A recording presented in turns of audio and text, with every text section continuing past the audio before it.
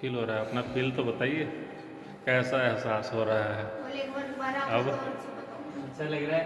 अच्छा लग रहा है? मतलब जॉब जॉब मिलने की खुशी है, कपड़े आने की खुशी है? ये तो सारी दुनिया की है। सारी दुनिया की है।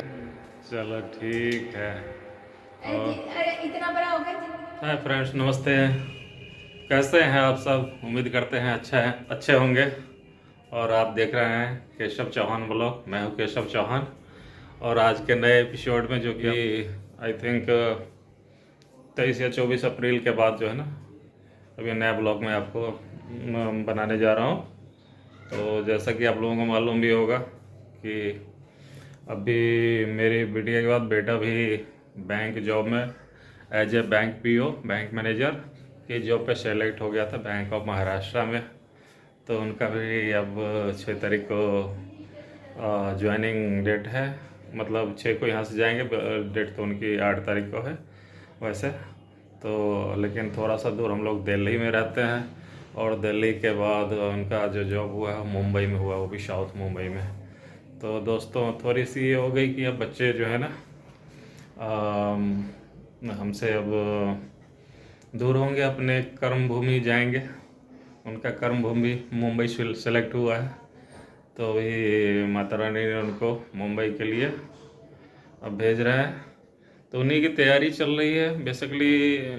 उनका जो है ना रेलवे का टिकट पहले सोच रहे थे हम लोग, तो 3-3.5 हज़ार के आसपास उनका वो लग रहा था। फिर वेटिंग भी चल रहा था, तो इस वजह से जो है ना उनका अभी प्लेन का टिकट हो गया है। और परसों की टिकट है, परसों नहीं, हाँ 6 तारीख की टिकट है। तो वो 6 तारीख को जा रहे हैं। अब उनके कुछ सामान वगैरह जो भी तैयारी वगैरह करनी थी सब लगभग हो चुका है।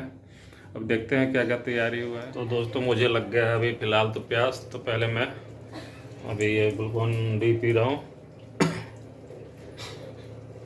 और चलते हैं दूसरे रूम में। हाँ, बच्चे सारे तैयारी कर रहे हैं, आपस में गपशप कर रहे हैं। तो अरे ये फ्रेम तो बदल लेगा, ये कैसे बनेगा? 300 में बदल जाएगा, बदल लेना, वो ही रहेगा। देख सकते हैं दोस्तों, ये कन्वर्सेशन चल रहा है। और ये हमारे मैनेजर साहब की तैयारी हो गई, और यहाँ आप देख सकते हैं कि आज ही ये ख़रीद के आया है मैनेजर साहब के लिए। अच्छा, ये देख सकते हैं वीआईपी वगैरह जो 1, 2 और एक बड़े 3, और बाकी इनकी कुछ सामग्री वगैरह है।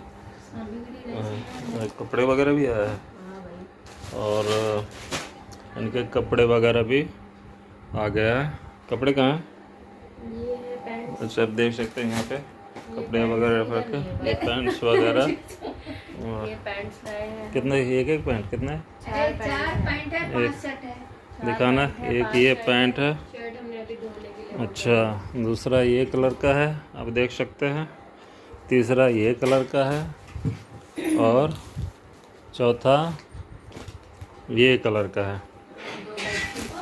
हाँ, बेडशीट्स लाए हैं 2। और ये क्या है, बेडशीट वगैरह। बेडशीट वगैरह भी सब आ चुका है। ये अब इनकी नई कर्म भूमि की शुरुआत, कर्म भूमि इनका मुंबई सेलेक्ट हुआ है। तो अब वहीं पे जाना है, खुद रोटी भी बनाना है, खुद काम भी करना है, खुद सारे काम करने हैं, सारे मैनेज करने हैं। जो प्राइमरी चीज़ है इनको सपोर्ट दी जा रही है, सेकेंडरी तो खुद ही करना पड़ेगा। तो अभी देखते हैं। और बाकी सारे जो इनमें प्रोसेस होता है, जैसे मेडिकल वगैरह, पुलिस वेरिफिकेशन वगैरह, और भी कुछ प्रोसेस वगैरह है, सारा हो चुका है। सब हो गया ना पीयूष? तो सारा चीज़ हो चुका है। अरे मेरे अब साथ ये है, अभी दिखा रही हूँ। जी कपड़े इधर से उतार रही है सुखाने के लिए। दिखाना दिखाना कहाँ है? अच्छा, ये एक दोस्तों, ये एक शर्ट, ये अभी इसको धुलाई हो गया, शर्ट का नया शर्ट है। आप देख सकते हैं कैसा कलर है, आप लोग बताइएगा।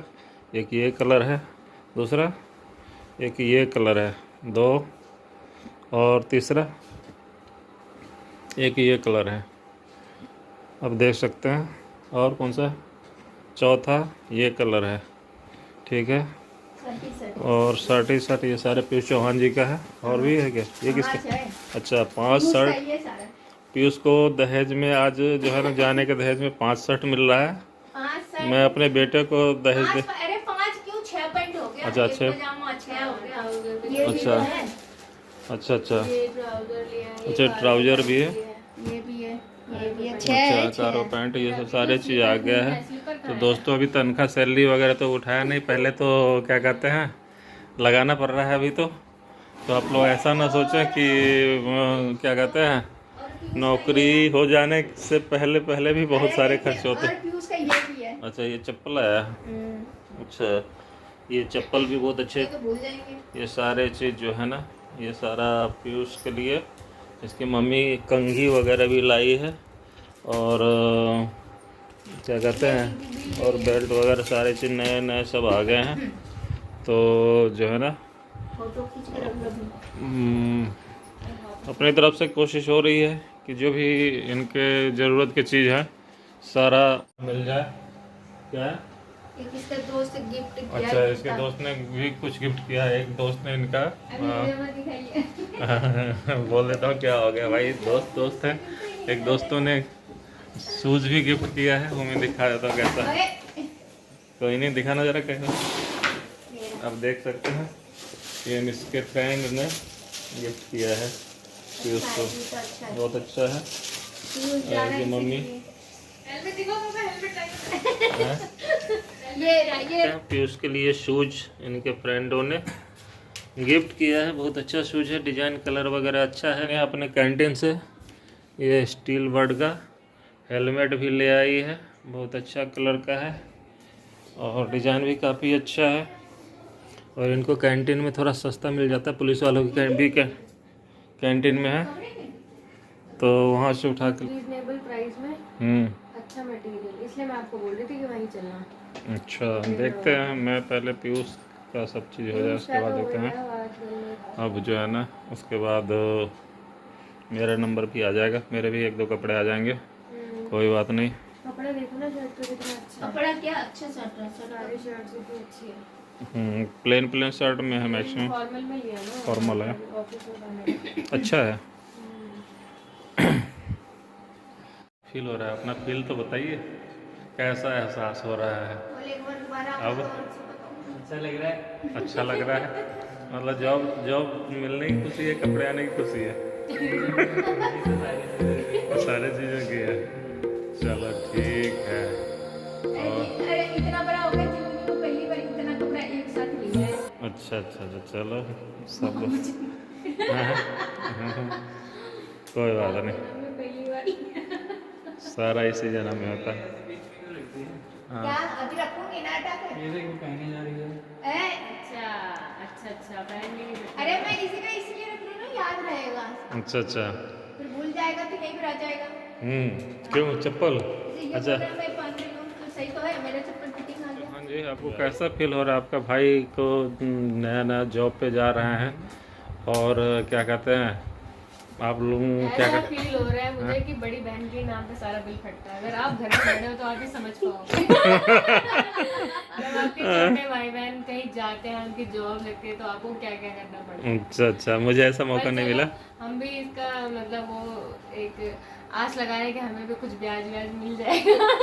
अच्छा उधार के लिए उधार किया है। अच्छा देख रहे हो, मतलब ये दुनिया है, लोग आशा लगाए बैठे हैं कि रिटर्निंग तो आएगा ही कुछ न कुछ। ये पता चली ये फरार हो गया। अच्छा क्या करेंगे, नसीब अपना अपना। मिल जाए तो बढ़िया, ना मिले तो हमने कुछ कर दिया सही बात है।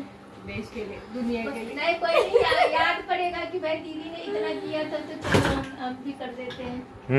कभी कभी तो याद तो आएगा ही, सच पाने का तो ऐसे आए ना आए। अच्छा, अपना देते रहेगा। तो चिंकी तो आज सुबह से लगी है, 11 बजे से अभी 10 बज गया अच्छा मार्केटिंग कराते कराते। हाँ, ये तो है। आज पूरे दिन भर ये लोग मार्केटिंग में ही था। कल तो कुछ और चीज़ हो गया था जो मैं आप लोगों को अब इस पे क्या बताऊं। खुशी का समय है, कुछ दुख भरी भी बातें हुई थी, लेकिन किसी और ब्लॉग में बताऊंगा।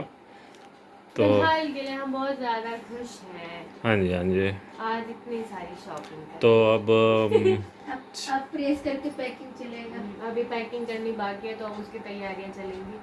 अच्छा पैकिंग करेंगे हम। इतना सारा जो फैला पड़ा है इसको समेटना भी है, बैग में भी डालना है, ध्यान में रखना है क्या क्या चीजें। अभी तो अलमारी में और कपड़े हैं, अभी तो अलमारी में भी कपड़े हैं, जो इसको भी निकालना है। अच्छा अच्छा। कपड़े कपड़े अच्छा। और उतना कपड़े ले भी नहीं जाना है, हाँ तौल मोल के हिसाब से चलेगा। वजन के हिसाब से कितने कपड़े छांटने भी पड़ेंगे।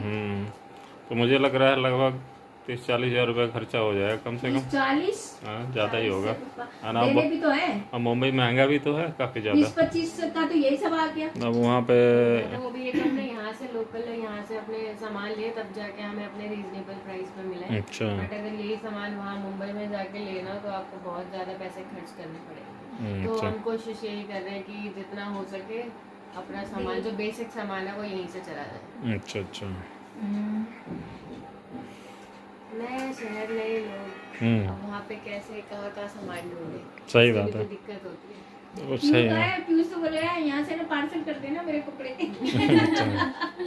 कुरियर से, अमेजोन से भेज दूंगा। सही बात है।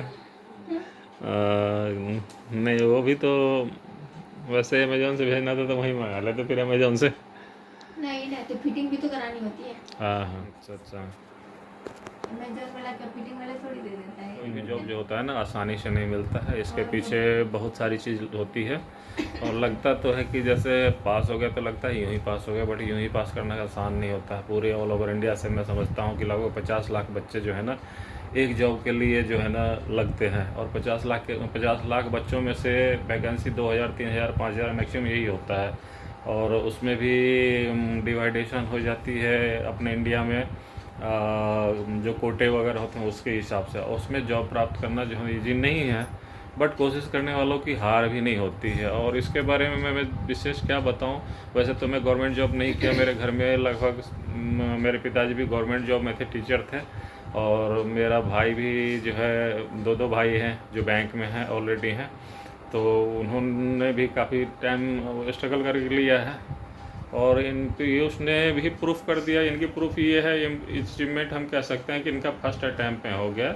रीजन अब इनके तैयारी के बारे में तो यही बताएंगे। वैसे इन्होंने बीएससी कर रखा था कंप्यूटर साइंस से, बट इनकी साइंस सब्जेक्ट था।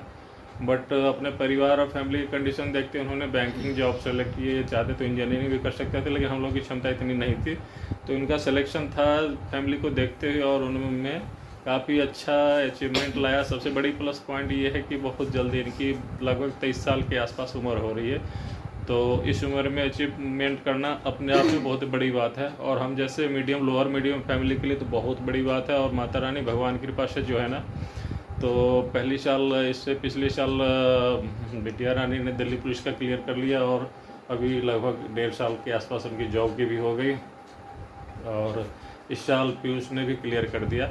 तो एक दो चीज़ अब उन बच्चों के लिए मैं आपको बताना चाहूँगा जो बच्चे तैयारी कर रहे हैं और ये इन सब चीज़ों से लगे हुए हैं, जो लोअर मीडियम फैमिली से आते हैं, खास करके उनके लिए कि क्या क्या दिक्कतें आती है, क्या क्या चीज़ आती है। तो मैं बच्चों से आप लोगों को एक दो बात करवा देता हूँ।